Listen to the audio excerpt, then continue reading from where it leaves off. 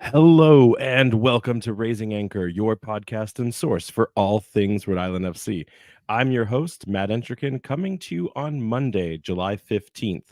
RIFC makes it out of Miami with all 3 points and extends their undefeated streak to 5. Next, they'll be heading to Birmingham, aka Magic City, to take on the Legion with a short rest. Can they get it done down south? Joining me as always is co-host Jason Carey. Jason, how is it going, my friend? Not too bad. It's kind of feeling like the South out there. A lot of humidity, high heat. I think my AC has already died today. It's the hottest I've ever been in this room with the production lights on us. Like, I think some mistakes have been made for the day. But not only is Jason here, but we have a very special guest, the one, the only, Kaylor Hodges, between Birmingham Legion's Hammering Down pod to his coverage of every USL league, and I mean every USL league in the USL show and its many special iterations, like for the glove of the game and kit season. He's one of the prominent faces for all things USL. Kaylor, welcome to the pod. You know, you guys got to win in one Magic City, and I'm hoping it doesn't continue on in another. But seriously, too kind. I'm excited to be here, though. Like, stoked. Always love to talk footy, and this is just another chance to do it. So I'm excited to be here. You've been on the short list for us for a very long time. We've been so excited to have you on. I think, between you and all of your co-hosts, but like John Morrissey comes to mind, especially when we started our soccer journey in USL. You guys were the definitive narrative. You continue to remain kind of that North Star, that compass for us when we aren't sure about things. I've listened to every single week that you guys have produced. I even went back, I think, listened for like 2 years prior to our start in our journey. So we're super excited, but I don't think we've given you enough credit in our many episodes now. Could you tell listeners a little bit more about the backstory? Like, specifically, I want to know, how did you get attached to the USL? Okay, so for me personally, I started watching the USL in 2015. I went to one of the 2016. I went to one of the inaugural matches of FC Cincinnati. So when FC Cincinnati was still in the USL, then Division 3, not Division 2, I was at one of their inaugural matches, and I was like, this is pretty cool. And I'm personally a Palace fan. And so Cincinnati that year played Crystal Palace. And that was the first, those two were the first two professional matches I had ever seen of professional soccer. I've been to plenty of semi-pro, but never professional. And from there, I was like, Cincinnati team is pretty cool. It's an interesting league. I can watch it on YouTube. I don't have to be in Cincinnati to watch it. I'm just going to watch it on YouTube. And you know what? There's like 30,000 people here. That's pretty neat. After that, I just kind of kept following the league because, like I said, it was on YouTube. This was the days of you had the Brazilian gamblers in the live chat. This was before they disabled the live chat feature for the USL, which stopped doing that. It was more fun the other way. And so that's kind of how I got really into it. And then I was supporting the semi-pro team in Birmingham, the Hammers, and come 2018, the last year of the Hammers coincided with the first year of Legion. And it's not because one came in one the other. It was Hammers turned into Legion, rebrand, the same people, went professional. And from there, professional soccer was in my own backyard, and it was the USL. And just me being who I am, I just got way too obsessed with it. And that's why you're talking to me now. So walk us through. I think the desire to see your local team become something more, that resonates with Jason and I. But how did you take on this additional responsibility, like beyond the obsession? What made you go, I think on top of Birmingham coverage, I'm going to talk about not just the championship, not just League One, but USL League Two, and all of the academies, the women's leagues now, both of them coming up with the Super League. Like, how did you get so invested in wanting to do this week after week? So the USL show started back in 2016. I was not a part of it then. That's when we had the Phils, we had Alan, we had Ryan, we had a lot of people who were on there, and I was just a listener of the USL show. And that's when Evan Villela reached out to me, who's one of the old co-hosts of them, and then Phil Grooms reached out to me, and they were like, "Hey, look, we're taking a step back. We want you to kind of carry on what we're doing because we've been listening to your show and we love the way you talk about the game. We appreciate what you're doing, so kind of carry the torch. And when they were doing the show, all there was the USL, as we know it now, the championship. But at the time, like I said, it was Division 3, so all there really was the the championship, and then they got like the first 2 years of the championship, and I think they might have got 1 year of League One. And when I came on board, I kind of sat there and I said, this is the USL show, not the USL Championship show, not the USL League One show, not the USL League Two show. I was like, if we're going to take on the name, the USL show, why not cover the USL? And then from there, it kind of turned into the behemoth that it is now. With so many different leagues now operating under this unified banner, have you guys ever had discussion like, man, we almost need to start breaking out segmentations, like, again, for the glove of the game kit season? Like, do you think there's a future where you'll see specific content broken down per league, or that's not something that's really like actually possible given the amount of time you're probably already putting into it today?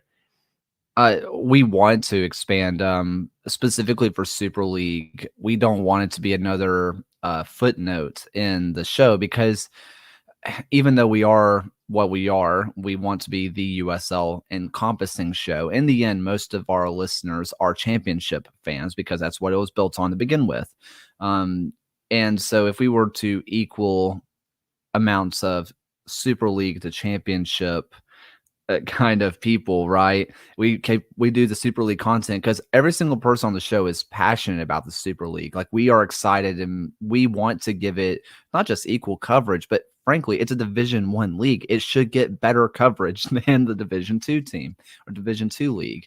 And so we feel like it needs its own standalone thing, but trying to figure out how to incorporate that and not let it be too much on everybody's schedule, but also kind of treat it the right way. So we're in the details of trying to get that all ironed out, but that's the next show we're hoping that comes next, is a proper Super League show. We can't wait for Brett Johnson to announce the women's team to Rhode Island. So we'll be doing double duty at that point ourselves. So can't wait to be partnering with you on the future in that one. But we've got an action-packed show. If it wasn't obvious already, since we've already leaned in with 10 minutes of introductions here, let's get right into this. Big games yesterday. You had the Euro final, you had the Copa final. Kaylor, I'm not sure how much you follow outside of the USL. I don't know if your time even permits for that, but there was some chaos in both tournaments, right? Like in the Euro final, it didn't happen for a certain team, a certain country. Didn't come home. Did not come home. Yeah, I got to watch a little bit of both, not too much of it, because I've said it a lot of times. I'm not a big international soccer guy, but you get into the finals, you get to watch it. I watched the whole tournament because, well, I'm not teaching and the Euros are on at 10 a.m. and it's like, this is awesome. Sure, I'll watch it. It's March Madness for soccer fans.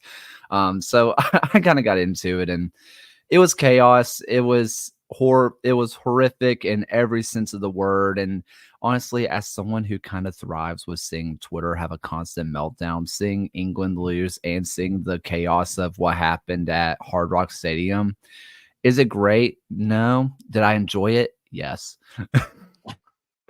I mean, we talked about this last week with the Uruguay match, where security was lacking at the end of the game when Colombia and Uruguay were having their little spiff. But now watching it in the final, when they're breaking in through air ducts, crashing fences, taking ladders and scaling walls into the restaurant, that's a big wake-up call. Like, CONCACAF may try to say we didn't do this, FIFA may say it's the regional tournament that was responsible, but Jason, there's a big issue here, right? Yeah, apparently it was run by CONMEBOL, right? So I don't know if there's some sort of logistic issues that didn't translate well, but it doesn't look good for the World Cup, because not everyone's going to, read the footnotes. It's just the optics are going to be bad there. I just don't think that they were prepared. I don't think they understand what real football culture is outside of the United States right now. I think they think everyone will single line it, already have their ticket, and no madness will ensue. So it's a big wake-up call. Kaylor, curious, with the World Cup coming in 2026, Are you excited about this boom? Do you think USL will see a natural lift and progression? Will the tide rise all boats? Yeah, I do. I think that especially since right now the plan is for the USL to play on during the World Cup, I think that you're going to see people who are going to get excited about soccer. And I think that while MLS is on international break, as they should be, because they have a lot of internationals, it makes sense. USL more than likely will not. And they're going to play on. And it's going to be a time for the league to play while they have a boom, right? Like for Birmingham, you're going to have matches in Atlanta. Well, guess what's only 2.5 hours away? Birmingham. And if you're having a USL match and the World Cup excitement's going on, and Birmingham Legion put on the advertisements in between every match, like, come watch your soccer team, and they're like, I've recently learned that I like soccer. Actually, why not go watch the local team? And I think that there's going to be a big boom for the USL, especially for the communities that live a little too far to go watch a match in person. It makes sense. So, speaking of the World Cup, Las Vegas Lights legend Steve Trindolo is rumored to be one of the finalists. Jason, your take first. Does USL get to claim that authority that he was first a USL coach and that all of his success was earned in the mean streets of Fremont Street in Vegas? Why not? I'd say lean into it. Kaylor, do you think the league's going to take that avenue if Trindolo is the finalist? Yeah, the USL claims Matt Turner. The USL claims Alphonso Davies. The USL has claimed Jesse Marsh when he was the two coach. I mean, we've claimed everybody. Do you think we're going to stop at Las Vegas's? No, of course we're claiming him. I'm doing it anyway. I don't know what they're planning, but I will. And then speaking of USL, it's too early. The Team of the Week honors probably won't go out till tomorrow. But just so that we can kind of start getting into this match recap, Chico's got to be on there with a brace, right? Like, there were some other strikers on the weekend that did a good job, but Chico's performance, he's got to get the nod, right? I think so. I as someone who's in the know, I can tell you that he's up for Player of the Week. There you go. So, you confirmation. Hearing it, unfortunately, you won't hear it first because by the time they get this tomorrow, someone else may spoil it, including the USL. But all right, so let's get into this game here. So RIFC versus, we called it Tide Pod FC, but let's give them credit because they earned it after their performance of the day. Miami FC. Let's get into this formation here first and foremost. Two big changes on the night. El Capitan returns to goal. We're going to unpack that in a little bit, as well as, Noah Fuson swapping in for Joe Brito, or does he? A little bit of confusion at the start of the night. We saw the lineup cards come out as that requirement is, 1 hour prior to the game, and we see Joe Brito in the midfield, but then game time happens and Joe Brito is nowhere to be found as we see Noah Fuson racing down the pitch at kickoff. What we do know is that there was an admin change sometime between the posting when the marketing team displayed the card and when they made the request to the league to actually change who would be in the starting 11. What we don't know is like the real time that actually occurred. It could have just been the two entities not talking to each other. Kaylor, I'm curious if you know this. We actually had this issue at an earlier game in the season where it was a last-minute swap, and we lost one of our substitutions because of it on the night. That wasn't the case here because we got all 5 subs. Do you happen to know the actual USL deadline to make adjustments before the starting, before the whistle blows? The way that it has been explained to me, because we've had a couple, because you don't lose, you do not lose a player if there is an injury that happens during warm-ups. So if an injury happens, they have to pull someone, that doesn't count against you. The way I understand it is that it has to be, when the clock goes zeros on for warm-ups, like they have to be inside the locker rooms at that point. My understanding is at the moment that hits 0, you have to make a call and say, hey, please hold. Like, we have an injury. Listen, like, here, this might be happening. And if you don't make that call, any substitutions made is a substitution. So you have to make a call by zeros on the warm up for it to be considered. This is why we go to you. Well, considering that Brito was subbed in halftime, it wasn't an injury, so it was just miscommunication from the team. At least it wasn't a gaffe like early in the season where we had to burn a sub. So yeah, listen, we we get a lot of excuses in year one, right? Expansion team mistakes are going to happen. Young organization, they'll figure it out. Yeah. So let's get into this. First and foremost, there were a lot of yellows on the night, at least for us as of recently. We had kind of thought Rhode Island FC was calming their game down when it came to discipline after some early shenanigans at the beginning of the season. We knew Miami FC was leading the yellow card race to the end of the season. So we weren't prepared, I think, for the total number, 7 on the night, 8 if you count head coach Nocerino's, which, by the way, I have to go back and count how many times Kano has gotten a yellow card. That is the one stat I don't have like readily available. But Jason, you had made the interesting comment that it was a ref that had kind of griefed us a little bit in the past. And I hate to talk about refs, but it's like we kind of have to talk about the ref. Yeah, it was the same ref from the Hartford away game. We kind of weren't happy about the way he was calling some of the fouls. There's only one yellow in that game, so it's a little different kind of affair. At this point, we had like a realizing period of the level of USL refs, where at first every game it was like, what is going on? Then we've kind of just dropped it off. That being said, I'm not a big fan of him, but it is what it is.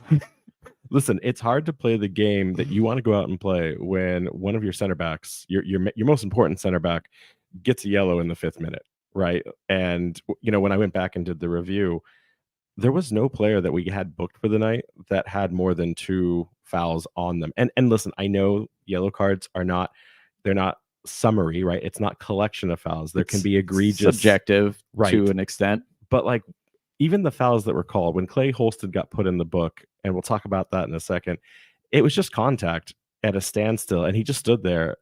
And the other player sold it. I'll give them credit, but like that's never a yellow card anywhere. So like I continue to try to lower my expectations and try to like level set, knowing that the ref is always going to be a wild card in these kinds of situations. But sometimes it's really tough. Kaylor, for you've watched 1,000 games at this point. Do the refs even phase you, or is that just like the comedy of the league? There's certain things that phase me. If I'm remembering the ref for this last one, it was Luis Arroyo, right? He's a guy that, if I remember in the past, he has called a very tight game, because like there have been matches that he's had that have gotten out of control fast, and it feels like he's someone who refuses to let it get out of control now, and he kind of rules with an iron fist and doesn't really let the game breathe as much. I think there are really good refs. I think that there are refs in the USL that are very quality. I think what it comes down to is just like some of the calls are weird. Some of the calls are bad. And I think that a lot of it comes down to, I don't know how it works at Bryant, right? But for us, like we have the TV screen, like we have the match on our big screen that we see what the audience sees, and we see the replays in slow-mo, and we're like, you're a fool, you're an idiot. But honestly, in real time, most of the time I don't disagree with them. And so I feel like we're a little VAR'd, if that makes sense, where we see the replay and I'm like, you're stupid, why didn't you watch it in slow-mo the first time?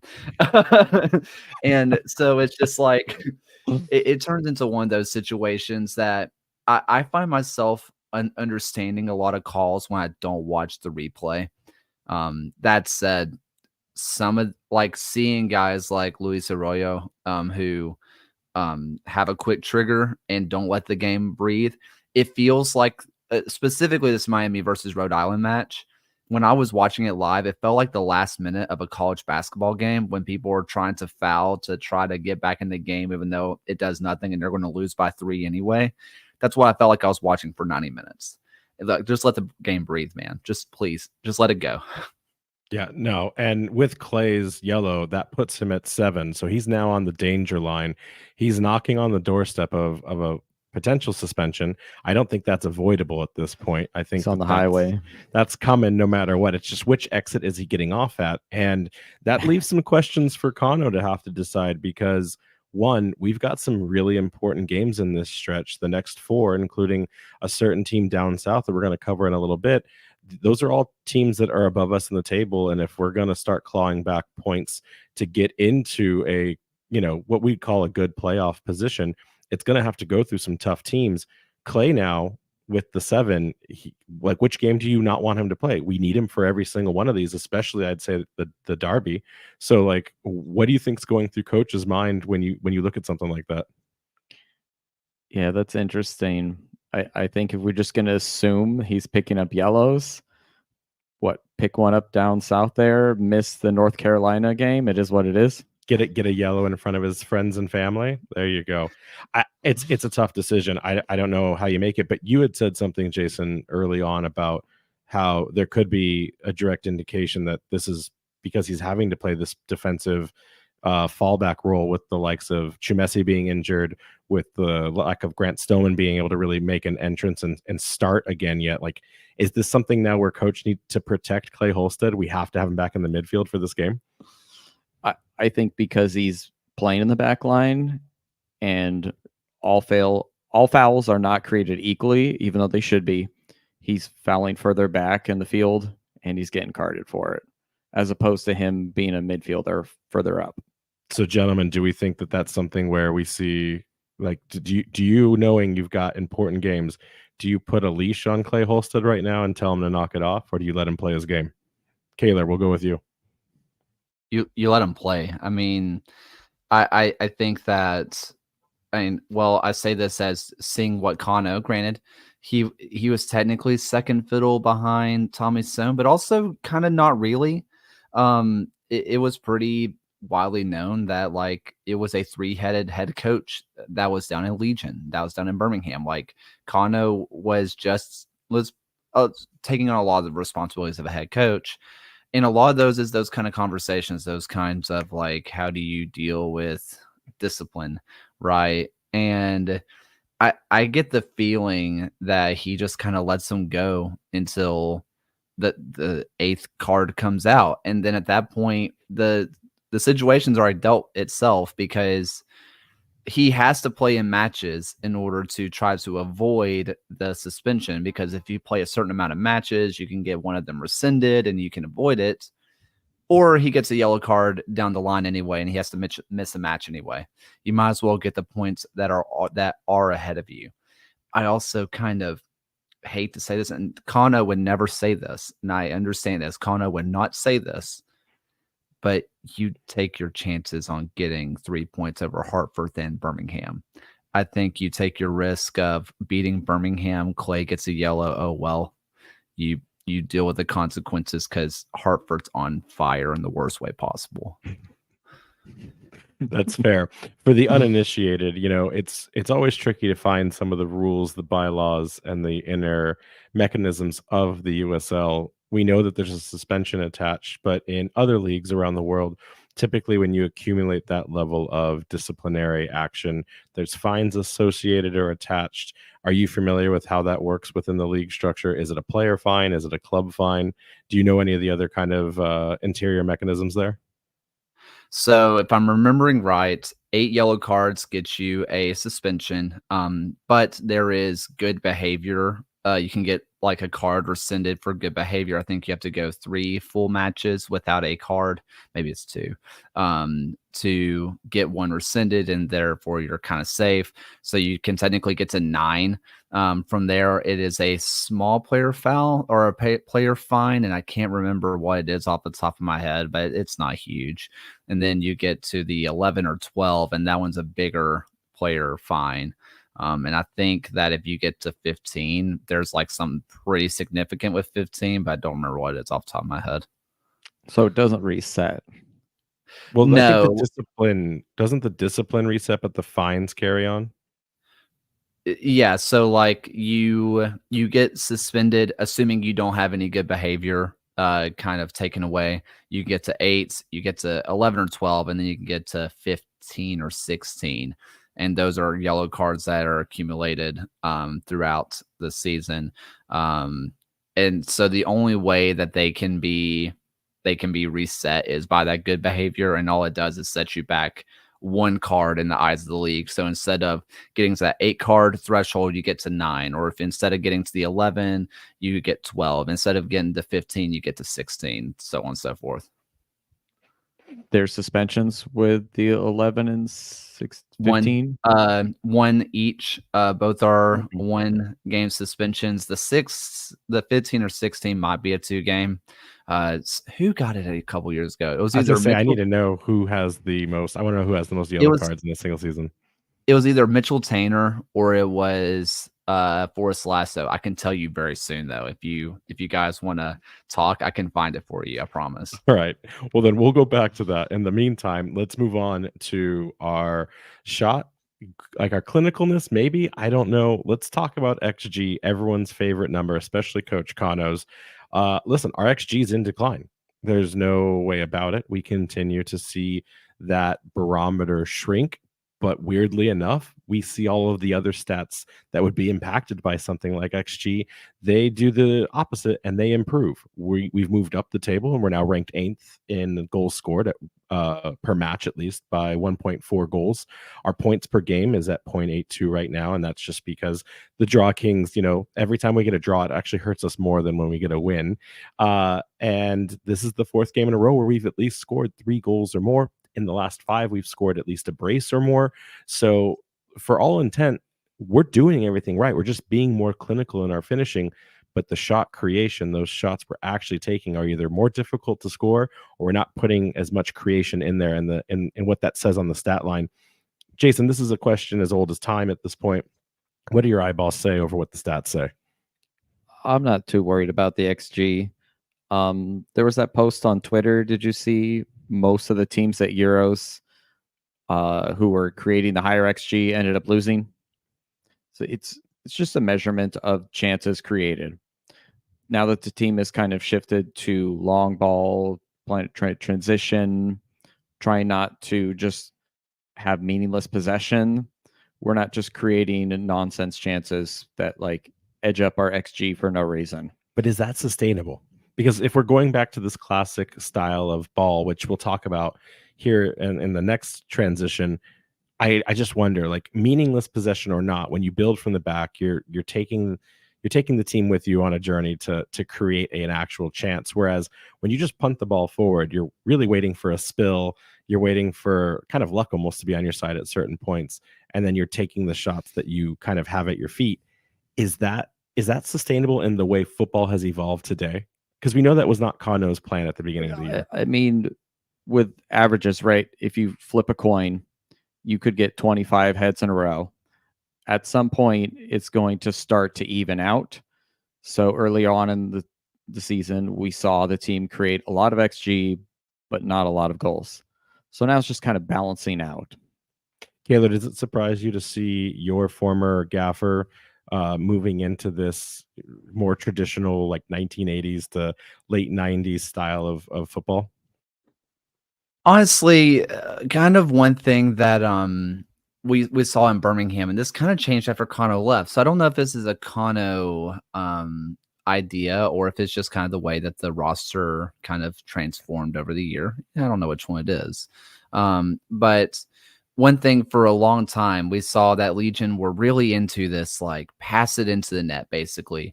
And there will be times for, I think, for 3 seasons straight, from 2020 to 2020, really 2020, 2022. So that 2021, 22 seasons where they would hold the ball legitimately in the opponent's 18-yard box for 3 minutes at a time. And they would not take a single shot. Like, they were wearing down defense, and they would just hold it, and they would pass it across, and just wait for the shot. And nothing would come of it because they just refused to shoot. But if you check out the numbers, the shot that they took was like 3 yards away, 6 defenders in front of them, but 3 yards away. And that's a high XG. And so you look at the numbers and you're like, why isn't this team scoring? And you look at the shot chance. It's like, yes, you were 3 yards away, but there were 17 people in front of you because you took too long. I'm not shocked to see Kano change. He's a super smart guy. And so to kind of see him go from it, and I kind of hate to call him out, but like I do love him. Clay Holstad, like dude sees a shot from 40 yards and he's like, I guess I'm going to hit the woodwork now.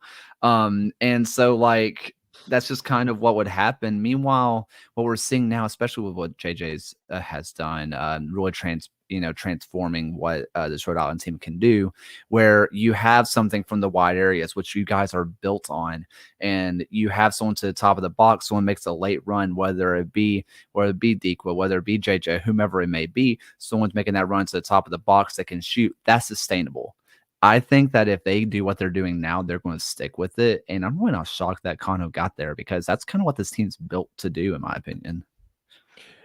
Yeah, I think, and we'll talk about the return of Koke and how we saw some adjustments. But going into that possession piece, the 4 prior games, we were doing more with less, right? We were at 32 to 37 possession on average. This game was 44, which was a massive reduction from our 60+% possession the week prior. So I agree with you, Kaylor. I think Kano has learned, and early on in our first interview with him, he sold us on I will create the most beautiful attack from Koke, and it'll go all the way up into the net. It kind of makes me laugh because you talk about what you were seeing in Birmingham. That was our first 7 games, right? It was a lot of cross passing, changing the direction of play, hovering around the 18-yard, but trying to find that final pass to get in instead of just seeing what a shot and then a deflection would look like. Kano can say he's a Man United fan, but he acts like he's an Arsenal fan when it comes to his tactics because he wants to walk it in. That being said, Koke returns. Jason, is this the game plan? Like, do you agree with Kaylor and I? Is it going to be for the rest of the year less possession equals more opportunities to win? And I'm not saying JJ always has to be the target striker where we try to create out of whatever he can bring down to his feet, but it seems like with the wingers that we have in, with Quizera and Turnbull getting hotter and hotter, do you see Coach going back now that some of his players from the original blueprint are getting healthy and getting ready to get starting minutes? You mean back to the original style? Back to the like post New Mexico United game where we would get like 3 shots all game. Unless a certain Pandiotu shows back up. It's never going to happen. Did you see how good he did in the Revs game last week? Jack Pandiotu, that ship has sailed unless they go and get like 3 Brazilian DPs. He's not coming back. There's no one on this team that can like break the lines and play those type of passes to create the chances from possession. So I don't see a point in going back. Okay. So then I want to ask this. Oh, go ahead, Kaylor. I was going to say not in the same way as Panioto could, but if you're talking about really breaking lines and really going over the top, I think Gabriel Alves can absolutely be that guy.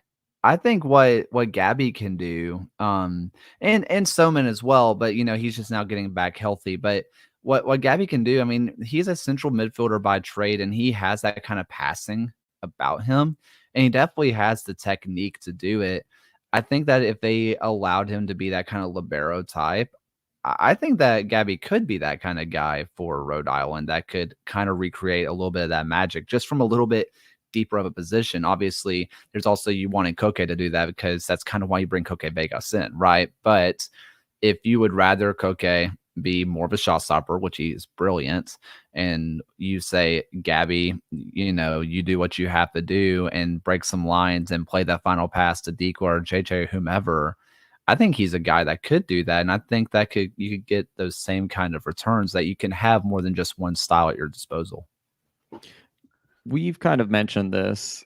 He's been in and out of the squad. He's had some injuries, but he's also been kind of put on a leash in that like left center back role. And we'd like to see like more attacking opportunities from him. We just haven't gotten that opportunity. So I think the game that he was last healthy in, I think Coach realized what was going on with him and where he could best utilize Gabby because as at that left center back role, there were times when he finally got to do the same thing that we see Clay Holstead do right now, which is kind of, yeah, you're in the back line, but you're also just encroaching wherever you need to go. And Gabby has one of the highest long ball attempts and accuracies. The man can cut lines like it's no big deal. And then in the last game against Detroit, it wasn't a great game for us, but we saw him taking shots from like the 40, 50-yard line, and like they were on target. Like if something else had gone.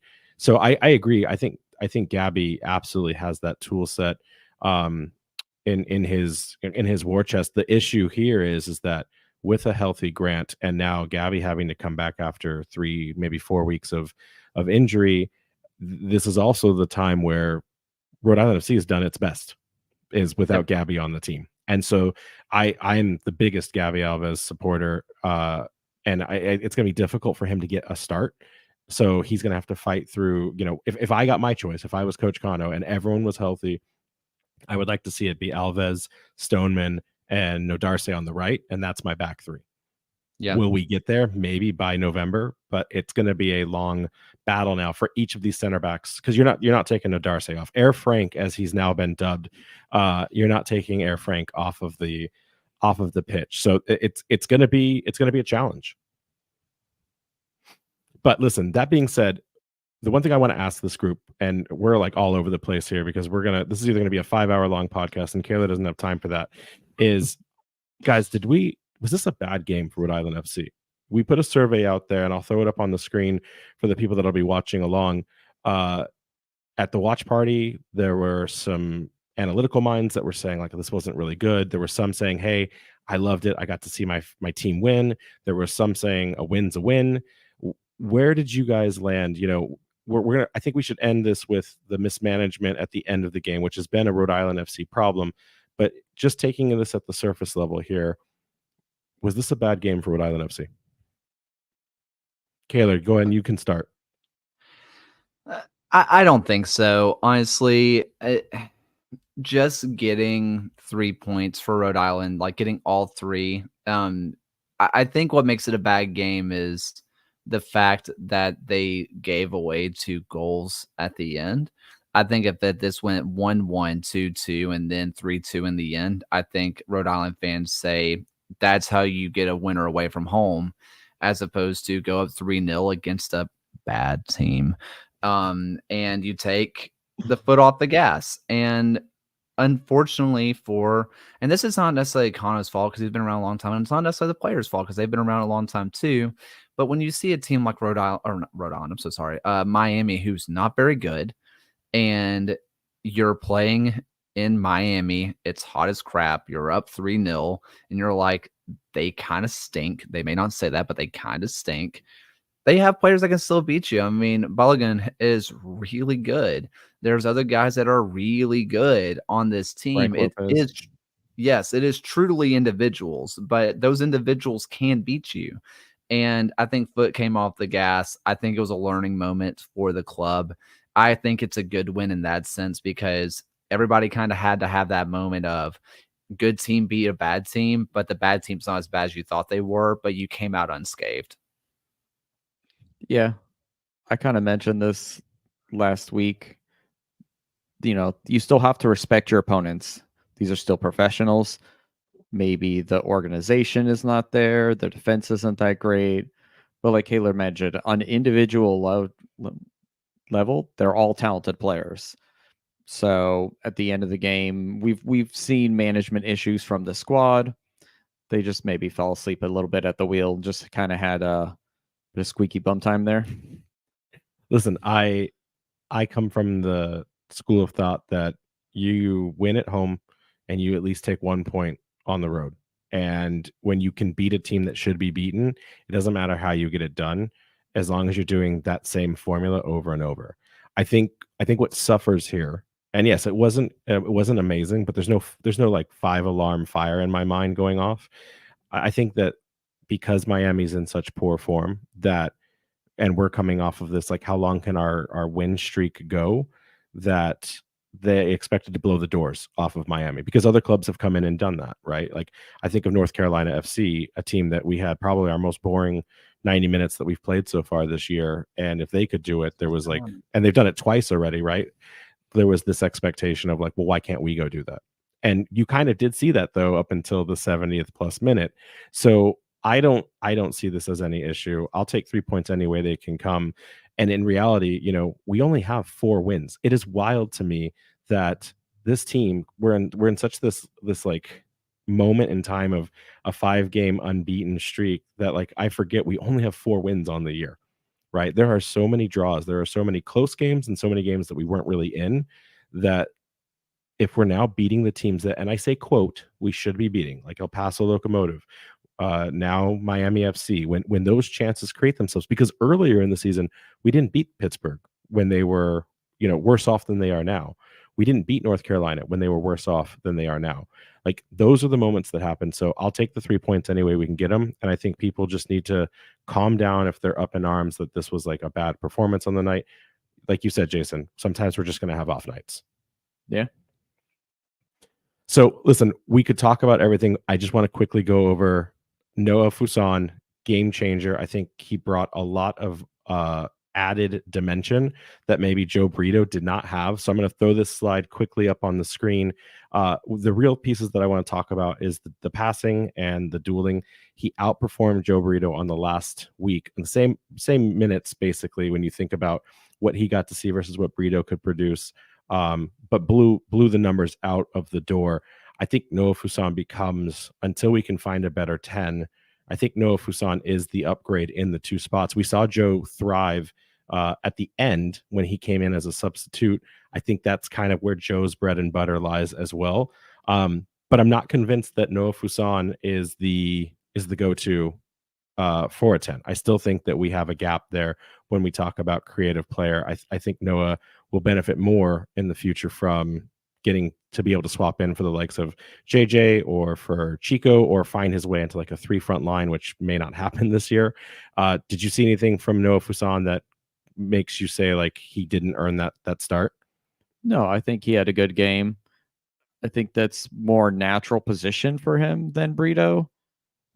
He is, I don't know what position he's, like a winger, striker, cam, but Brito to me is more CM. Kaylor, do you have any experience watching Joe Brito? We've had some up and down performances from him. He's clearly a talented player, but we don't know exactly where he fits in this team at times.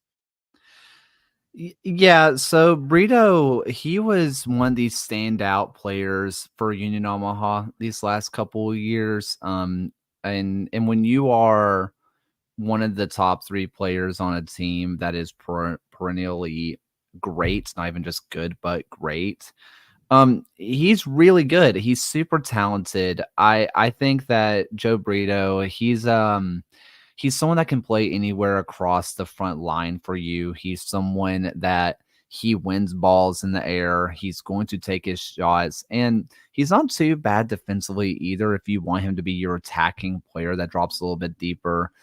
I think where he kind of falls off for this Rhode Island team is that if you want him to be this like deeper player that is distributing the ball to JJ, to Dikwa, you can have him do that, but you also kind of already have JJ doing the same job. And so you're like, okay, let's put him out wide. Well, if you put him out wide, you're essentially saying take the job of our wing backs, and you don't really want to go to a 4-man back line with this team. I think what happened to Joe Brito this year, unfortunately, is that his job became redundant. And I think he's a quality player that should be getting minutes. It's just his minutes in Rhode Island are just taken by people doing his same exact job. I think when he was brought in, he was supposed to play more. And then, JJ started coming in deep, winning those balls, hold up the ball and go. That's what Joe Brito's kind of calling card is. I think it's just kind of a victim of circumstance, really. Yeah, I think that tracks. When we talked to Kano before he had even signed Koke, his intent was to build a 4-3-3. And to what you're saying, you think about it, whether it was a start or it was a swap, he would have been that natural right or left midfield of the mid three to swap in. I think initially he thought his wing backs would just be the kind of fullbacks that ran a lot on the night, and that he was going to have that two winger system with a lone striker. I think Chico, we've said this multiple times, Chico signing, well, you don't not sign a player like that. It destabilized the intent behind what he wanted to build. And I think you're right. I think Joe Brito is a little, I'd say homeless. It's not quite that he is, but it's hard for him to find a spot in a formation that he really wasn't brought on to play. And he's played a lot of minutes for this team already. It's just sometimes, and like Kaylor said, maybe he's getting in the way in those positions where he's occupying the same space as JJ. So it doesn't feel like he's fulfilling that role. There are times where there's that gap between the midfield and the strikers because he's not dropping further back. Right. Speaking of JJ, speaking of Chico, let's get into this. So while Air Frank may have gotten a goal on the night and now in second place due to the beautiful partnership that is developing between him and Mark Ibarra, if you put those guys on a set or a corner, it's just like the stats to potentially get a goal are astronomical at this point. But Air Frank's abilities aside, we got to talk about the Chico brace. This is exactly what he needed to get back into the game. He's now scored 6 goals with goal contributions in the last 3 games of 3 goals with 1 assist. A little bit of controversy on the first goal, though, or at least that's what Miami would want to tell you, as they tried to argue that when Yao went up, he collided with goalkeeper Rodriguez, the academy player that got brought up. But it's not enough for the ref to say that it was impairment, and Chico gets the first of 2 goals. You love to see him get back into this. You saw how happy he was. You saw him do the dance. I mean, this striker needed this badly.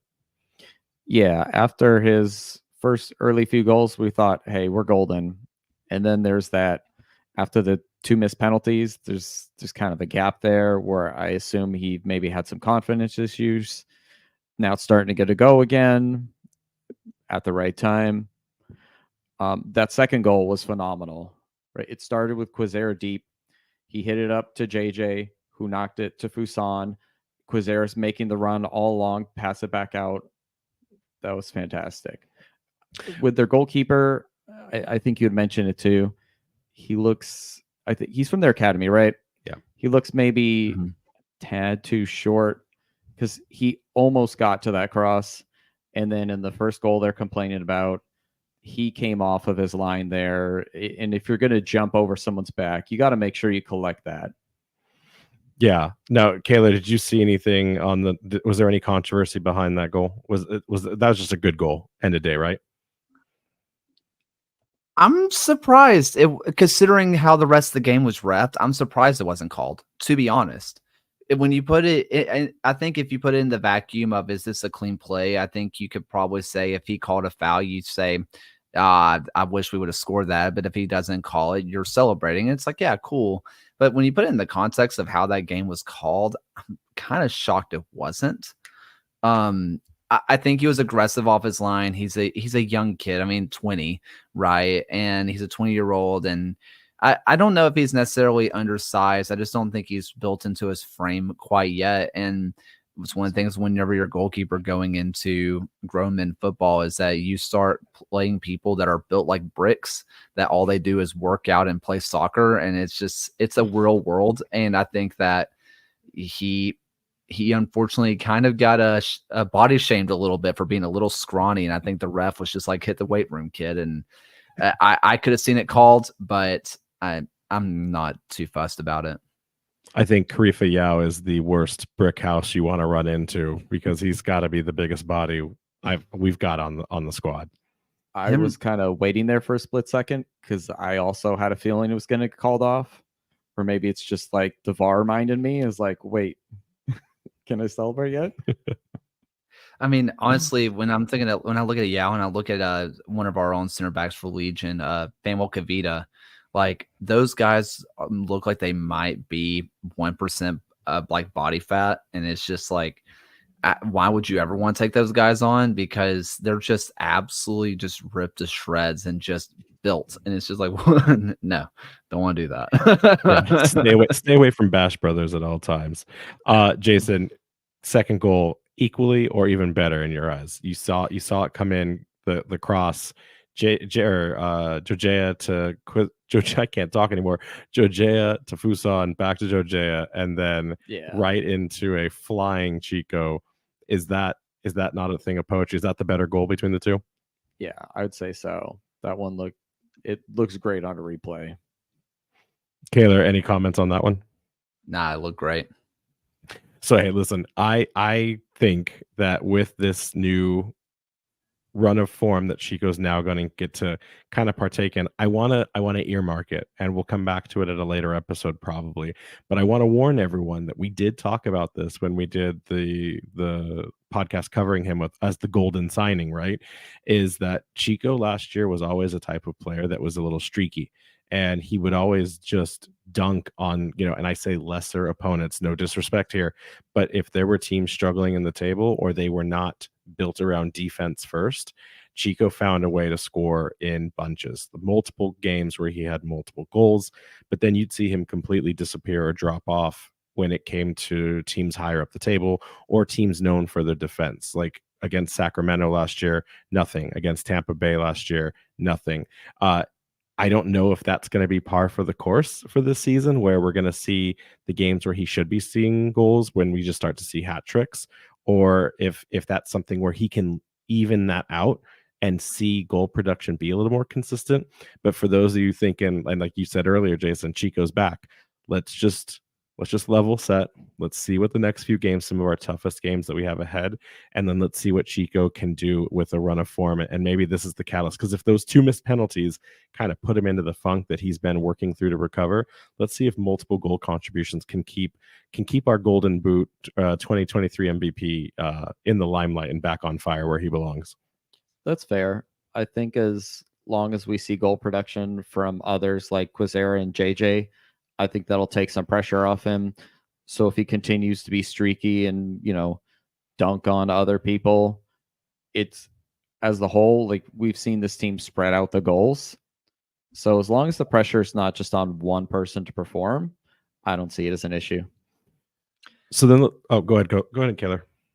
I was just going to say one thing that if you really dive into the film, whenever you look at these kind of players, there are strikers that score 20 goals a game, or a game, that'd be crazy, 20 goals a season, that kind of do nothing. I don't want to do full shots fired on a former player for Legion, but like Nico Brett was not a guy who did a whole lot outside of scoring goals. And that's what you want from your number 9. Dequa is one of the most just off the ball movers that I've seen, and you'll see his 23 goals and 0 assists, and you say this guy's Carmelo Anthony, and instead if you actually watch him, he's creating space like crazy for other players, and I think that's what's going to let Dequa be productive on this team, is because there are other goal scorers that can create chances in those late runs into the top of the box that he may not be getting the assist, he may not even get the hockey assist, he may not be getting those, but what he's doing off the ball to create space, because everybody in the league fears him, as they should, it's going to create chances for the team that will not show up on the stat sheet. But I promise you people, if you are someone that says he's not producing enough, watch the film. He is, I promise. Yeah, he's definitely I don't even think poacher is the right word, because a poacher is someone that just stands in the 6 yard and find me for a tap in. He runs into the spaces to create his tap ins or his goals. So I agree with that. Do you have something? He's gotten 1 assist so far, right? So. 1 assist this season, but like Kaylor said, 0 assists last season. So he's breaking records year over year. All right, so let's wrap things up here we got to talk about the Achilles heel, obviously the part that made everyone question if this was a good game, and that's that end game management we were talking about. Are there issues returning to this squad? Rhode Island FC has now conceded 9 goals to the opposition's substitutes, a stat that we love to remind people of.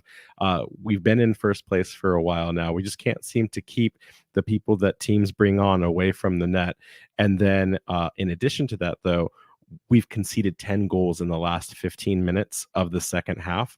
Only our friends, the least than or less than best in the West, Hartford Athletic, have conceded more at 11. What is it going to take, guys, to keep Rhode Island FC out of the muck and stop allowing last minute goals, especially from substitutes? Jason, start with you. I think we should work on this, but also we could be better / worse and beat Hartford. You just want every stat we can possibly get in year one. As long as we're still winning, picking up points, there definitely seems to be an issue. I think we didn't touch on it too much, but in this last match, with us seeing Stoneman return, maybe there's some potential there for, like, the back line has been somewhat consistent for a while now, right? Stoneman hasn't played in quite some time. I wouldn't blame any of those goals on one specific person. Miami does have some talented players, but the team looked a little out of sorts in the back there, and they're just kind of scrambling to get back into positions. I don't disagree with that. I guess the first thing that comes to my mind as we continue to work through, like, what changes exist, where are the things that we need to do differently? Was it a Koke thing on the night? Was this more chop and change because we moved keepers again? Or was this something that we saw as a continuation of the problem? Do we pin this on Koke and his return to the squad? I don't think so. When I went back and looked at the goals, like I said, I don't think you can blame them on Koke. I think our back line was out of sorts. Players were not in the right position. We got caught in transition, and they just, especially with that Frank Lopez one, deflected off of Karifa Yao and had some gnarly dip on it at the end. I don't think there's anything anyone could have done about that. Okay, then the argument could be Grant Stoneman comes in and suddenly we let two in. Is this a Grant problem? See, I'm just trying to find blame here. I'm trying to help Kano assess the situation. Needs to be held accountable. Kaylor, now that you're back, what do you think on it? What is the key to fixing endgame management for Rhode Island FC? You kind of talk about getting a lot of players back match fit and trying to get people back into the flow of things. It's so hard for me to say anything about this Miami match itself because, it was 70 minutes of just domination and then just kind of not lost the head, not like they just completely lost their minds, but just didn't seem completely in there. I mean, it's so hot, it's so humid, and there's nobody there. I mean, then you're having to just deal with the fact that you're 3-1 up. Complacency happens. I think the one thing that if you're Rhode Island, you could sit there and say, after it became a 1-goal game, they turned it back on. They didn't completely lose it. They were like, oh, wait a minute. We're not shoo-ins to win this game anymore. They shut it down after that. And so I think that to fix the late game management, honestly, is just to really have the players buy into the fact you're not unbeatable. You've been, while Rhode Island has not been beaten very often, they haven't been winning very often. It's like, you're not on top of the pile. You're not on top of the table. You're not on top of the world. You are in the muck with everybody else. You have to see these games out. And I think for the players to really buy into that is really how you get this late game management, because I feel like Kano's made the right moves. I feel like he's put in the right players. In the end, it's on the players to perform. Or they're just going to beat the record that they can, which is the Draw Kings record, and secure the most ties in a single season on the inaugural. So we'll never know until we see it in 5 more draws and we're there. Either way, it's a problem that needs to be solved. And I think, Kaylor, you're right that it's down to the players. I think that we're at a point now, we're halfway through the season, plus halfway, that this team has gelled as much as they need to be able to put together complete 90-minute performances. And time will tell if this is what allows them to get into the playoffs. But to get into the playoffs, we got to reflect on the standings so that we can unpack this Birmingham game coming up.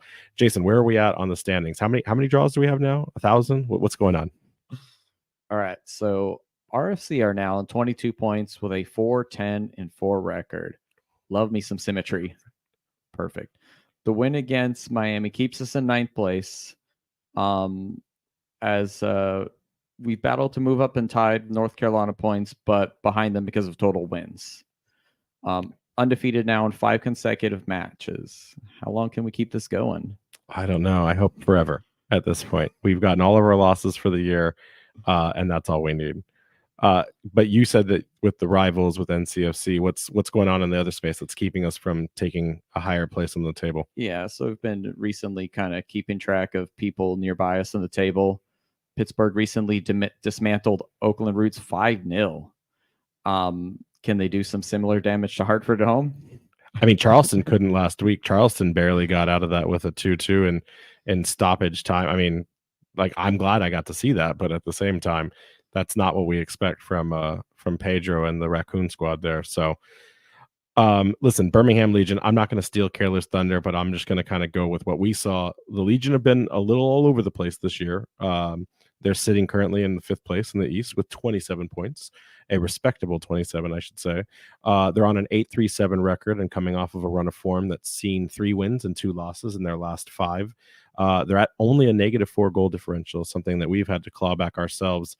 And they've had some pretty incredible wins this year on the season, but they've also had some questionable losses, at least in terms of the performances and the opponents on the day. Kaylor, walk us through it. What's been going on with the Birmingham season so far this year? Man, I don't want to be the person that just completely blames things on what kind of they can't control, right? But in the end, I think it comes down to a lot of injuries, and this team just can't seem to have the same lineup week in, week out. It kind of, and you can see that with the score lines, right? That they'll put out their best team and they'll play really, really well.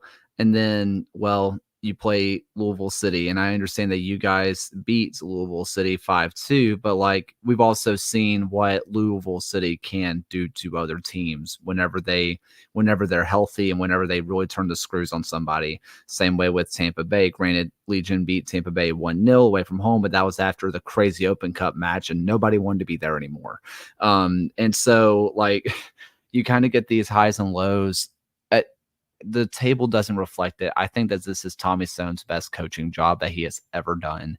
And when you consider the injuries that they have had to put up with at the positions that they have, for Legion to be in 5th and only a -4 goal differential, despite the fact of the only striker on the team got injured 60 minutes into the season and have not seen him since, to only be -4, it's not too bad, right? In the goal differential, it's a resilient team that needs to get more consistent, but it's hard to be consistent when people are dying left and right. So you mentioned head coach Tommy Stone of New England Revolution fame. Lots of New England Revolution alumni having gone through the doors at Birmingham Legion, and kind of just thinking back at the squad and what we built for the year, Birmingham's name came up a lot during the roster creation of Rhode Island FC. And I would say probably Birmingham's the most important team when it comes to an identity of player contribution, culture, and everything that goes into the makeup, the DNA of a squad. And a lot of it goes to the legacy that you guys have created down there. So much so that I didn't even realize how many alumni actually come from Birmingham. So you've got obviously Coach Cano, who got his assistant coaching chops under Tommy Stone. But then you've got JJ Williams, you've got Gabby Alves, who recently played last season. You've got Zach Harivu, who played a couple of years ago. You have Colin Smith, who Kaylor rightfully made sure I added because I completely forgot to add him into the alumni watch. Can you just talk us through what these players were like when you guys had them on your squads, and like kind of what has their loss meant to you, either personally as you've covered this team for so long, or just in general to the fans of Birmingham? Yeah, so first off is JJ. JJ came to us on loan from the Crew when he first got drafted, and he got us some people will say it's our first playoff win, some people say it's not, because that's when the USL still did play-in games, so some people don't count the play-in game as a playoff win. But no matter what, it was Legion went on this crazy run with JJ and Zach Harivo and the team in our first ever year, and we went like 600 straight minutes without allowing a goal, and we barely snuck in the playoffs off of that. And JJ gets the game winner, and it was great. And JJ ends up leaving us, and it sucked. It was a guy from Alabama who played at the local club despite living, like 2 hours away. He played for the local youth team. And it's like, it's a guy you want to keep around. Zach Haribo was a guy that came in year 1. We didn't see him in year 2 because he went to San Antonio, I think. And then he came back for 2 years. And he is one of the most talented central midfielders in the league. And when he's playing and he's healthy, there's no one better than him. It's him and Bolu Akinyode in my mind. If they're on their game, you don't beat them. They're the best of the best, barring Aaron Malloy, of course. My lasting memory of Zach, unfortunately, is in our home playoff game against Pittsburgh. He gets elbowed in the head, goes down with a concussion. The ref says play on. Pittsburgh scores the equalizer in added time of, extra time. And that's kind of your lasting memory is him going down with injury. He's holding his head, very concussed. Ref says play on. They score a goal, and we lose that match in penalties. And that's the last time we saw Zach. And it really sucked because that's not what your lasting memory should be, especially someone as talented as he is. Colin Smith was he was the successor to Johnny Dean. He had an impossible task. Johnny was a guy who went on to MLS and is starting for the Fire now. And I think that he's the best right back to ever play in the league. And he had to replace him. And it was an impossible task. He could not have done it any better than he did. He had growing pains, but he did what he had to do. And while he didn't exactly endear himself to the fans, he's kind of not a quiet guy by any stretch, but he wasn't the most outgoing guy. The fans still loved him. Gabriel Alves, talk about a people person, man. Like, everybody loved Gabby. I've told this story before. I remember after the game, and you guys are probably going to see this maybe, but I post about it on Twitter and Instagram all the time. After the game, there's a 15-minute player appreciation where all the fans get to come onto the field and meet the players, and they get to talk to the players, and kids play soccer on the field. They do all sorts of fun stuff. And Gabriel had just got done playing 90 minutes, and he was talking to his then fiance, now wife. And this kid came up to him and dropped his ball or something. And Gabriel kind of kicked it back to him. And instead of just signing the ball, they played kick. They just kind of kicked the ball back and forth, kind of talking and chatting, and just did that for 5 minutes. He didn't he eventually gave him the autograph, but he just played with him for 5 minutes. And then I remember seeing that kid later with the biggest smile. We lost that game. The kid didn't care. And that was just kind of who Gabriel was, and it's a lasting impact. And I can't say enough good things about Kano. I could talk to you guys all day long of just Kano, conversations I've had. Some of my favorites are going to the local coffee shop, Kala, and he would be there. And I remember we signed Juan Agudelo, and I saw him, and this is when he re-signed for us. And Kano, I didn't even know he was here. Kano sat down next to me, and I was writing, and he was like, "Are you trying to figure out where he fits into the squad?" And I said, "Yeah." And he was like, "Yeah, me too." And and we sat down, and he talked to me for 10 minutes, and we just chatted.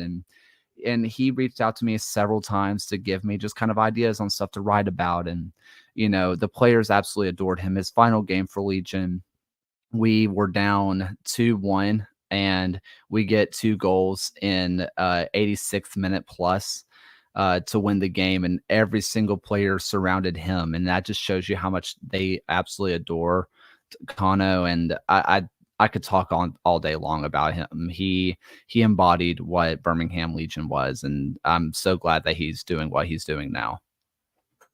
We got a lot of early inspiration actually from your interviews, both with Hammering Down and when you've had him guest on the USL show. So when we didn't have our face-to-face with him yet and we wanted to learn more about him, we kind of learned through your eyes. We've had similar stories where we ran into him and scared him because we ran up like fanboys instead of calm and cool and collected. But yeah, he's absolutely one of the best. Yeah, he's phenomenal. So in addition to this alumni watch, there's also a really big important thing, and that's that Clay Holstead will be, and we kind of said this earlier, he'll be playing this game. He's a native from the area. And if you remember when we interviewed him a month or two ago, time flies, we asked like what was the biggest game for you for the year, and he's like Birmingham. And at the time I was like, oh, because it's the big broadcast game that we're going to have exposure to. And he's like, no, it's because that's where I'm from and I get to play in front of my friends and my family again.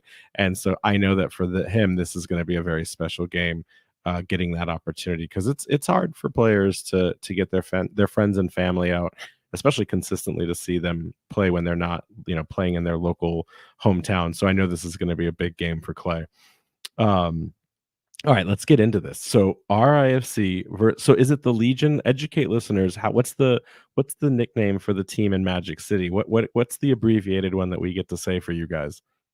You can just call us the Legion. Legion fans I think a lot of Legion fans, I'm one of them, will say the Three Sparks because of the three sparks on the logo. But that's also the name of our women's team. That's their official nickname, is the Three Sparks. So it gets a little hairy, but like if I'm referring to Legion, I will call them Birmingham or the Three Sparks. That's usually my go-to. Okay, that's good to know. The Pit Vipers are back on because, as per tradition, these are good luck sunglasses, Kaylor. So they have to be worn until the win streak is over. Injuries for Rhode Island. If you want to tell the supporter section that you have the Magic City Brigade that you have a pair of Pit Vipers, I think they have stock in them. Like I get messages, it's like they're on sale, buy now. So I'm like, all right, guys. So you might have a connection there. Perfect. I wish I was going down for this game. Into the injuries, Amos Shapiro-Thompson still out. Again, August is our earliest timeline that we have. Gabby Alves, and this will be interesting because, again, you'd want to see him both from the Legion side of things as well as from Rhode Island FC. He's at day-to-day at this point. Last home game, he stuck out the number 1 to indicate he'd be back in a week or so. But with any injury and return, you want to make sure that you protect the player's health before anything. I'll be curious if he makes the game day roster. I saw on his Instagram he was in New York this weekend, so I don't know if he's on like a vacation because the squad, short turnaround, and he wasn't going to be a part of that.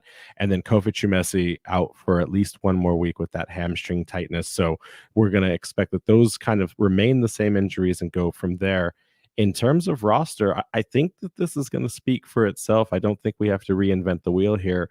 It's the 3-5-2 is set in stone, time immemorial. With the return of Koke now, I think we've seen Connor McGlynn is that lock on second 6 in the back, or 8, depending on kind of how you look at it on the day. And I think we're going to still see another right center back performance from Clay Holstead on the night. Jason, start with you. Does this look right? Is there any reason that we would chop and change at this point? No, with another 10-day break coming up, right? He's probably just going to go with the same lineup. And then depending how the game pans out, maybe make some changes earlier than later.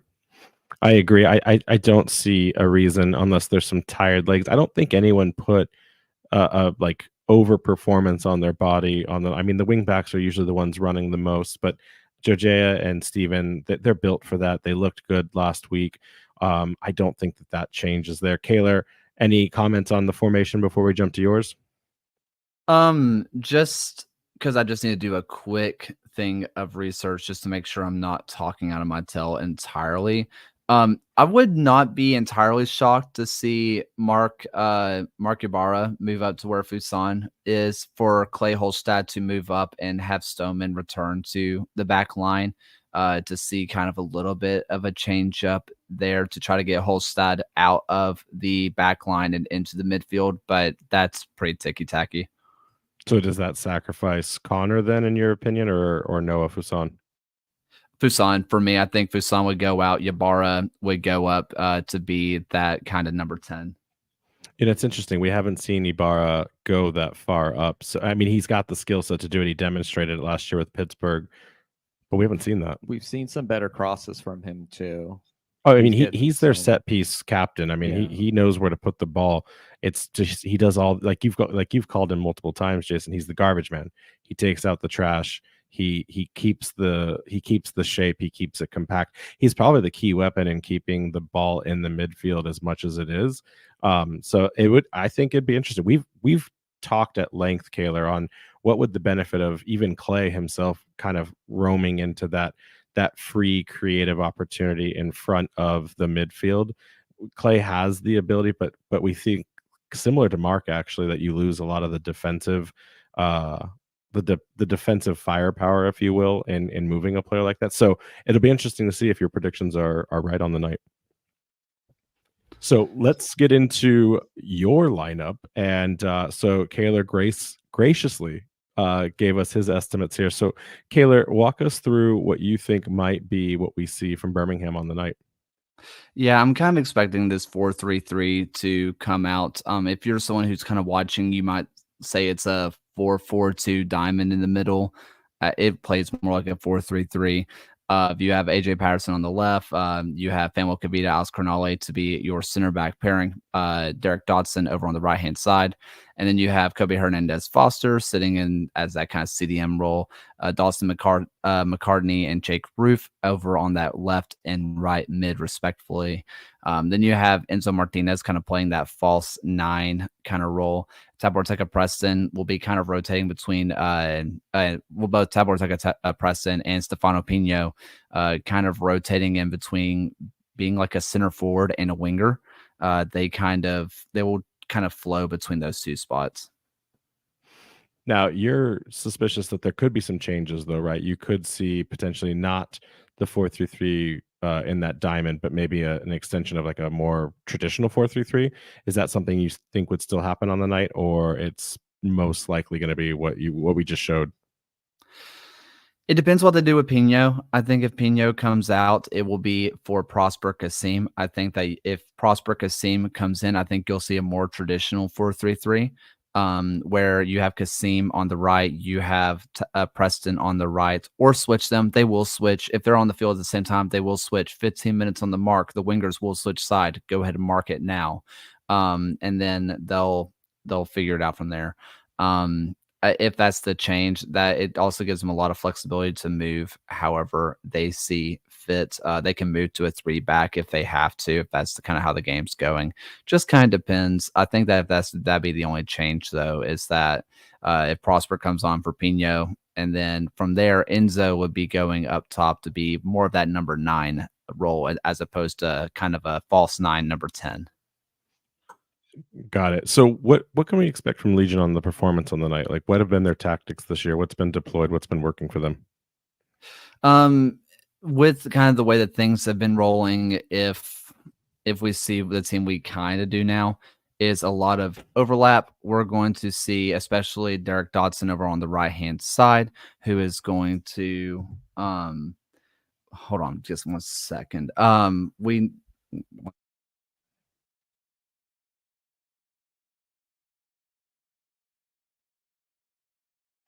So, sorry. no, you're good. We're good. So basically, sorry about that, guys. What we could see is a overlap for Derek Dodson over on the right hand side, while Jake Roof kind of drops in a little bit deeper. A lot of stuff coming on that side. They love to emphasize this wing play. Taborteka Preston, super technical, super talented doing that. You can't really get the ball off his foot. The only way that you're getting the ball off his foot is when he lines one up from 35 yards and puts it into the stands. That's really about it. So look for a lot of that. If Pino's on the pitch, look for a lot of crosses into him because he can jump over a mountain. That's just kind of his party trick. So yeah. Is Tom Stone the most equipped manager in the league to take on Kano due to like their history together? I don't know. I think that he has an idea about what he wants to do, but also he kind of does things a lot differently than he did here in Birmingham. I think that you see a lot more Nate Miller influence on Kano than I think you see Tommy. But I do think Tommy kind of has an idea of just general things to do, but his systems are pretty different than what he did in Birmingham.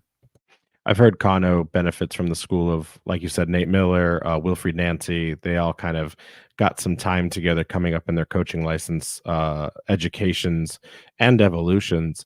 But I've heard from other people that Tommy Sohn is kind of one of those more traditional managers that's set in his ways and doesn't necessarily change as much today as the game evolves. Like I won't say he's as as rigid as like Lily Ball, but I've heard on several occasions that like there is a specific expectation from Tommy Sohn. Is that the case, or do you see him like changing with whatever is kind of asked of him, or with whatever the times demand? Um, this year, yes, he has changed a lot. Actually, years past, no, it was 4-2-3-1. That's Tommy Ball. And because injuries have forced his hand, he has changed a lot. So that's something that we have seen a lot of change out of him this year. That I think that because of the injuries that have kind of forced his hand, that he's a lot more flexible than he was. So then with this change, with this the structure, like we said, you're sitting above us at the table. What does the Legion have to get right in this game to make sure that they get all 3 points at home? Which, by the way, I've noticed that your performance on the year, you're better away right now than you are home when it comes to wins. So curious if that has any kind of issue or instance as well on us coming into to Birmingham. I think for Legion to walk away with all 3 points, I think that they are going to they're just going to be really solid at the back. We've seen a lot of times where both fullbacks will get caught up a little too far and they get caught somewhere where they're not supposed to be, especially if Rhode Island is doing this thing where they're going to try to not necessarily give away possession, because I don't think that's the way to do it, but rely on a good goalkeeper and rely on a good defense. And I think that's one thing that Kano's learned is that he has a really good defense and that he can rely on them to just absorb pressure. And I think if you can catch those wing backs a little too far in, I think that that's how they're going to beat us. I think if our wing backs or just kind of fullbacks, AJ Patterson specifically, can catch himself being a little bit more disciplined than getting caught up basically at the corner flag, I think that Legion are going to have a decent night. Jason, how about you? What do you think Rhode Island has to do to get these points? I think it's important that Kano doesn't overthink it. You know, there might be a certain part of him as he's visiting one of his old stomping grounds, try and come up with something elaborate. You know, I think he needs to stick to what's been working for them and in the way that they've been trending in the right direction. A little end game management couldn't help a little better there. It was a little sloppy at the end of Miami. They still got the points. So, but yeah, I just think he just doesn't need to overthink it. Play his game. Yeah, I would agree with that. I think that this is going to be a test on how much metal and grit RIFC can kind of accumulate in such a short week of rest. And I agree, Miami definitely widened some cracks in the armor that maybe in the previous game against Indy we showed that, you know, what we were trying to become with our tactics, what that could kind of backfire on us. I think we have to just keep being okay with not having the ball, and that combined with those end game shenanigans, I think we should be in a pretty good place. I noticed with Birmingham, it seems like the goals are either feast or famine, but there's always a determination and a willingness to fight back. So this isn't a team, regardless of who scores first. I don't think either one of these teams is just going to kind of bow out and give up on the day. Like I said, they've won more games at home or away, excuse me, but that doesn't make them any less dangerous at home. So at the end of the day, it's as simple as RFC is probably going to have to outscore to get all 3 points. And I think it's going to have to be at least 3 goals to get that done. That being said, who knows? Like every time I predict goal scoring attempts, like I get it wrong by a ridiculous margin. So Kaylor, honors go to you for score predictions. Right now, according to FOTMob, it's completely even. 41% of the fan base thinks that Birmingham will win, 41% thinks that Rhode Island will win, and just 19% think that the Draw Kings will continue their drawing ways. What do you got on the night? I kind of hate to say it, but I'm feeling 2-1 to Rhode Island. I think that if they continue to play this like kind of counterattacking system, that Legion will get caught out a little bit. And I understand we just scored 2 goals, but they both came off of balls that probably should have been handled by the goalkeeper, and they don't get the rebound. I don't think that they're going to get those kind of chances against Coque Vegas. He's a little bit more sure-handed than that. I think it's going to be a 2-1 to Rhode Island. The respect that Kaylor has for Coach Kano is that tells you everything you need to know right there. Weirdly enough, we, on the other hand, don't have as much faith in our own team that Kaylor has. I've got a 2-2 draw. And I just see it because there's so much potential in your Birmingham squad that, like, to your point, we do need to catch in transition, but will it happen? And with our XG in decline, like, can we maintain this kind of level of clinical finishing? I don't know. And so I wouldn't be, I don't think we'll lose, but I don't know if we'll get it across the finish line with all 3 points. How about you, Jason?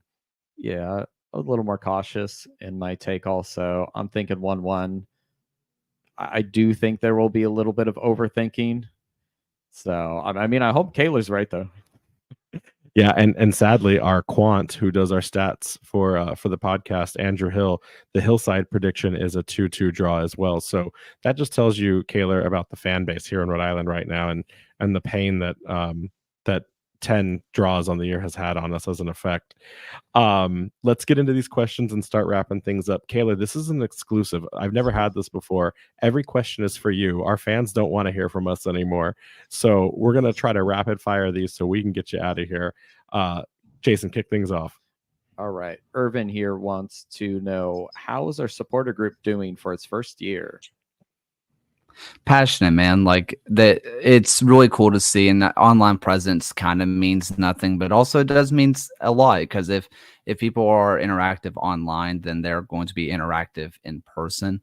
And what I've seen in person is a lot of continuity, a lot of togetherness, a lot of just good passion, despite the results maybe not being exactly what they want. I really love what I'm seeing out of them. Tim writes in for you. Can you do a live show from Tidewater when the stadium opens next season? I think word's out about your Oakland trip with the rest of the USL show squad. Can you talk us through that really quick? And are you going to come to Tidewater and hang out with us next season? Yeah, so we did look at Rhode Island as a potential landing spot. It turns out it's really hard to fly into Providence. That's the one like kind of deterring factor, but we would love to. But yeah, we're going to Oakland. We're doing a live show there. We're doing some exclusive interviews out there. Then we're doing a pregame show live from the field and a postgame show live from the field, and we're pretty stoked. All right. Matthew Jean here wants to know, compared to other expansion teams of the past, what have you seen from RIFC's first half of the season so far? Consistent.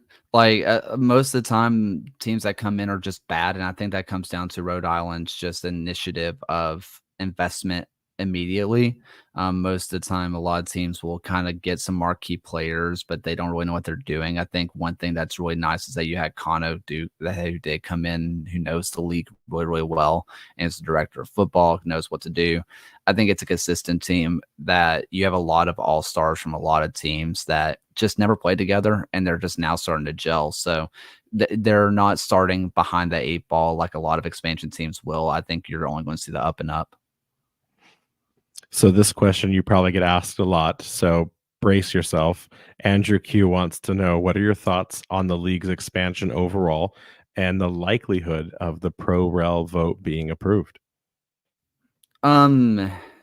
So to kind of answer backwards, pro-rel, I think that is going to be more likely to figure out once we find out with what's going on with the PLS, or professional league standards. Once that gets a little bit more sorted out, I think that's what's going to happen, because right now, from what I understand, a lot of the league's hesitancy is not necessarily just the relegation, but like if it's just promotion to the second division, it's more of a party trick than actual promotion relegation. Because if it's not going to D1, then it doesn't really matter. And most of the teams then the championship do not fit the Division 1 standards. So that's kind of some hesitancy. I think if that gets sorted and they can loosen those standards, or say screw the standards altogether, I think you're going to be very likely to see promotion relegation, but I think they're waiting on that. For expansion, they need to go out to the West more in League One, and they need to check out that Midwest a whole lot more. There is a hole in this nation in terms of teams that need to expand. I think the championship is expanding too much. Try to fill out League One a little bit more and try to get those successful teams from League Two that have, League One championship aspirations to make the jump. Real fast, in the PLS terms, is any of that being held up by the Division 1 situation that the Open Cup debacle brought up, especially with like the legacy New York Cosmo lawsuits that have been pending for that for a very long time? Is any of that also holding bar over the conversation? I think that's really what's actually opened up the conversation. Because before it's just like none of our teams, like we have like 8 teams that fit them, and we're not starting an 8-team Division 1. That's stupid. So I think it's actually opened up that conversation a little bit more. Okay. All right. And last question here from Zach Dew. Where does Chip rank in the USL mascots? Considering the fact that I can't really think of many mascots around the league, I can think of one other one, and it's your not so friends from the New England area, and it's much better than that thing. It was unfortunately, I think the idea of what oh my god, what's his name? Dylan. The The Flyers. No, from the Flyers, the Philly. Oh, the Green Fanatic.